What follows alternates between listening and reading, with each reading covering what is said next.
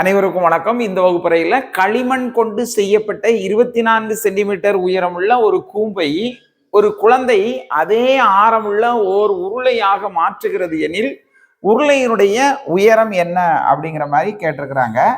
இந்த மாதிரி ஒரு கூம்பு இருக்கு. இந்த கூம்பு ஒரு திட உருவம் களிமண்ணில் செஞ்சிருக்கிறதுனால இப்ப இதே ஆரம் மாதிரி இந்த உருளையும் இது பண்ணுது. அப்ப இந்த உருளையினுடைய உயரம் என்னன்னு கேட்டிருக்கிறாங்க. கூம்பினுடைய கன அளவு நமக்கு தெரியும், உருளையினுடைய கன அளவும் தெரியும். இது ரெண்டும் ஈக்குவல் டு.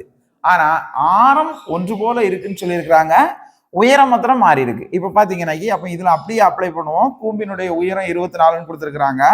அப்போ 1/3 பை ஆர் ஸ்கொயர், இந்த ஆர் ஸ்கொயரும் அந்த ஆர் ஸ்கொயரும் சமம். அப்போ ஹச்சினுடைய மதிப்பு நமக்கு 24 கொடுத்துருக்குறாங்க, equal to pi r square h. இப்போ இதில் இது ரெண்டும் சமம். இது இந்த பையன் கேன்சல் பண்ணிடலாம், இந்த ஆர் ஸ்கொயரையும் இந்த ஆர் ஸ்கொயரையும் கேன்சல் பண்ணிடலாம். அதுக்கப்புறம் இதையும் கட் பண்ணலாம். 1 3 3 8 3 24. அப்போ இப்போ இருக்கிறது நமக்கு ஹச், இதனுடைய உயரம் 8 சென்டிமீட்டர். அப்போ இந்த உருளையினுடைய உயரம் நமக்கு 8 சென்டிமீட்டர் அப்படின்னு நம்ம என்ன செஞ்சிருக்கோம், கண்டுபிடிச்சிருக்கிறோம்.